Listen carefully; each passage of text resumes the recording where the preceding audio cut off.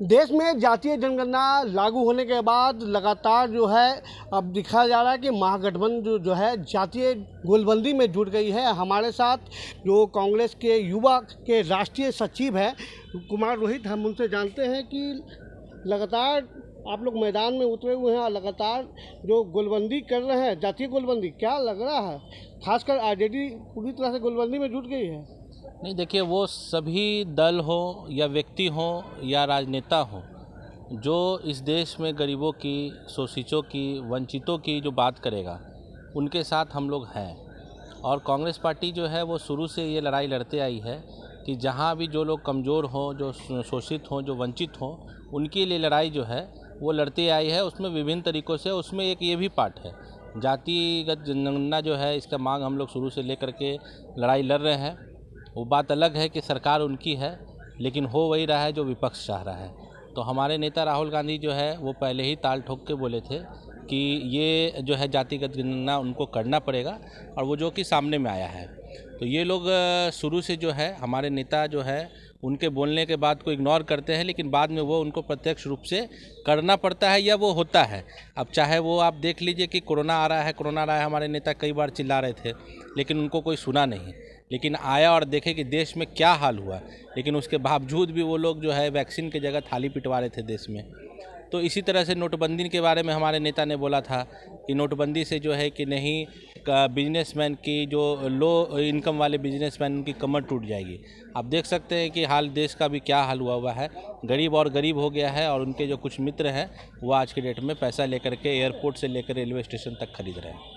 लगातार जो है जिस तरह से अभी जो राजनीति चल रही है, और ऐसे में लगातार जो है आप लोग समाज के लोगों को साधने की कोशिश करें। बिहार विधानसभा चुनाव है 2025 होने वाला है, इसमें समाज को लगातार साधा जा रहा है, और ऐसे में क्या लगता है कि इस बार पकड़ कांग्रेस मजबूत अपनी बना रही है? देखिए, पकड़ तो कांग्रेस के है। कांग्रेस तो देश को आज़ादी दिलाने वाली पार्टी है, तो देश के तो रंग रंग में जो है कि कांग्रेस है, इसमें से कहीं बोलने में दुराय नहीं है। जातिगत गोलबंदी की बात जहाँ तक आप बोल रहे हैं, तो बात तो सही है कि आप हर जाति को, हर कास्ट के लोग, जिनकी जितनी संख्या है, उनकी कितनी भागीदारी है, ये सुनिश्चित करना तो होगा ही। ये सरकार के द्वारा हो या विपक्ष के द्वारा हो या किसी के भी द्वारा हो, तो उसको करना तो जो है कि नहीं, वाजिबन है। जो जहाँ पर जितना हिस्सा जिनको चाहिए और जितनी उनकी आबादी है, उस हिसाब से उनको एडजस्टमेंट तो करना ही पड़ेगा। फायदा किसको होगा? मैं आपको बताया, फ़ायदा तो आम पब्लिक को डायरेक्ट हो रहा है ना। जिस जात की, जिस कास्ट की जितनी जनसंख्या है, उतनी उनकी हिस्सेदारी वहाँ पर उनकी होनी चाहिए।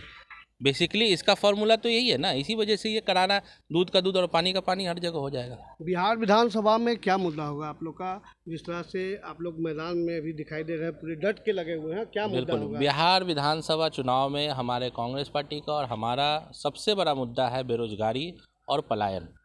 जो देश के युवा हैं, जो आज बेरोजगार हो चुके हैं पूरी तरीके से, और घर छोड़ के उनको नौकरी करने के लिए दूसरी जगह जाना पड़ रहा है, जिसको पलायन, जिससे उनका परिवार काफ़ी जो है कष्ट में है। तो बेरोजगारी और पलायन सबसे बड़ा मुद्दा हमारे लिए होगा इस चुनाव में। और भ्रष्टाचार जो अभी के देश में डेट में देश में चल रहा है, इसको लेकर के हम लोग मैदान में रहेंगे। बिहार में किसके नेतृत्व में महागठबंधन चुनाव लड़ेगी? क्या है, कौन है सीएम चेहरा आप लोग के? देखिए, सीएम चेहरा कौन है ये हम लोग कैसे डिसाइड कर सकते हैं? हमारे पार्टी के लीडर हैं, जो हमारे इंचार्ज हैं, या हमारे दूसरे पार्टी के जो इंचार्ज है, महागठबंधन के लोग इंचार्ज, इसकी कमेटी बनी है, तो सब कुछ मिल करके उन लोग को डिसाइड करना है। इसमें हम लोग कहाँ से कोई बोल सकते हैं, और पब्लिक डिसाइड करेगी कि सीएम कौन बनेगा। क्या तेजस्वी यादव सीएम चेहरा होंगे? देखिए, क्यों नहीं हो सकते हैं तेजस्वी यादव सीएम चेहरा?